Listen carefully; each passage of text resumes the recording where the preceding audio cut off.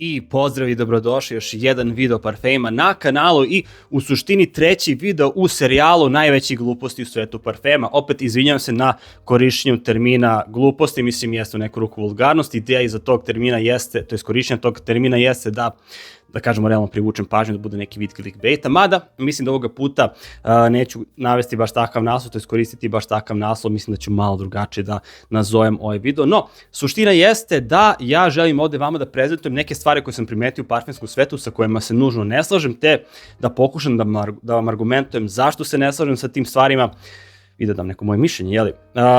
Da budemo realni, nisu ove stvari nužno gluposti, dakle, kažem, samo sam koristio taj termin radi clickbaita.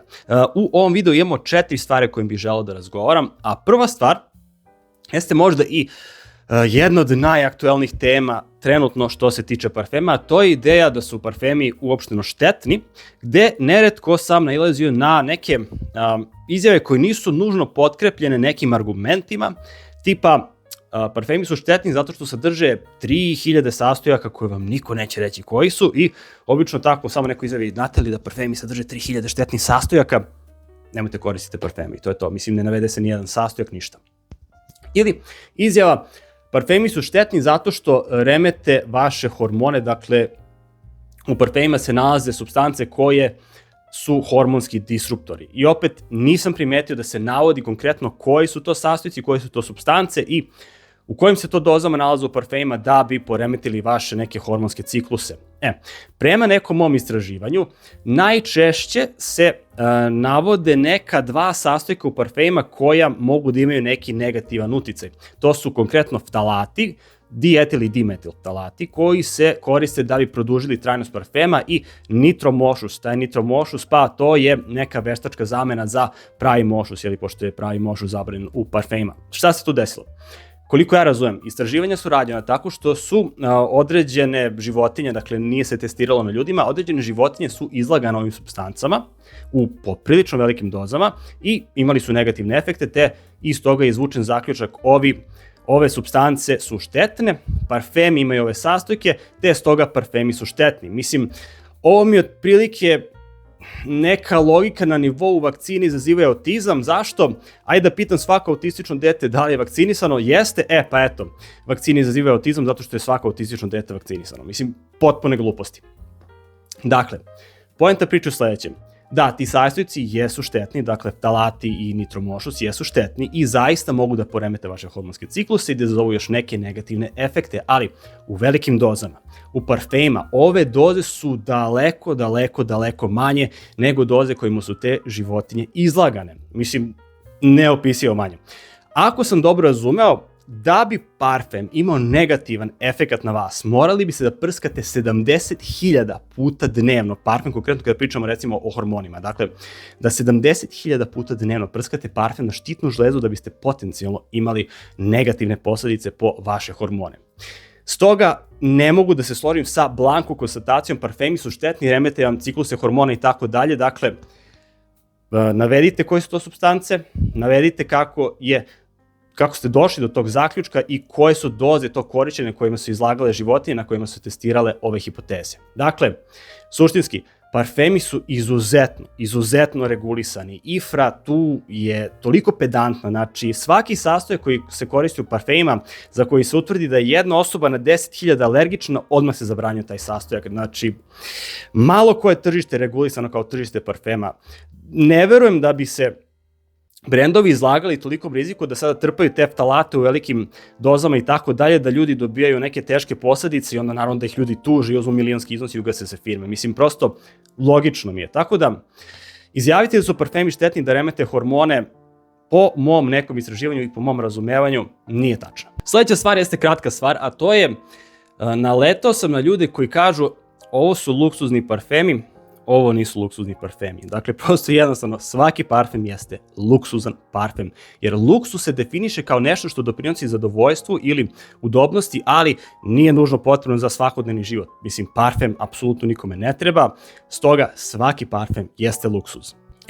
A sada ulazimo u one malo, ali kažemo kontroverznije stavove, kontroverznije u smislu da je to ipak donekle neko moje subjektivno mišljenje, ali opet nužno se ne slažem sa ovim stavovima u parfemskom svetu.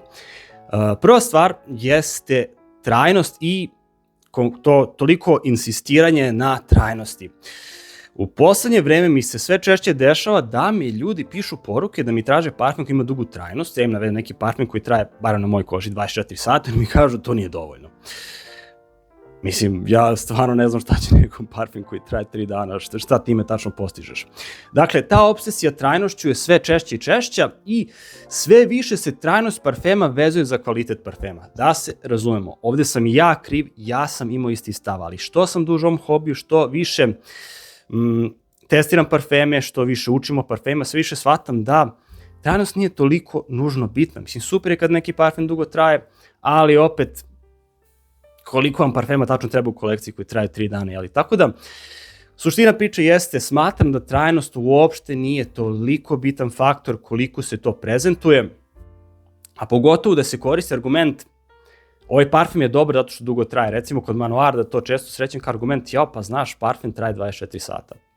Pa, mislim i dalje miriše sintetično i neprijatno, tako da ne vidim kakav je benefit što traje 24 sata. I poslednja, možda i najkontroverznija stvar, jeste, mislim, moj stav i smatram da zapravo nije nužno kontroverzan ako ga gledamo iole objektivno, a to je ideja da parfem ima pol u smislu da postoje muški i ženski parfemi.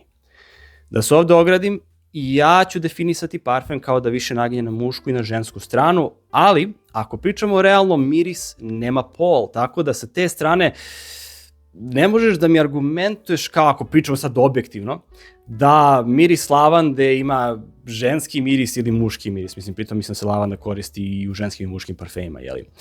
Suštinski ideja mirisa da se vezuje za pol jeste realno kulturološki uslovljena, dakle sve zavisi odakle ste potekli, nekome neki parfem ženski, nekome neki parfem muški.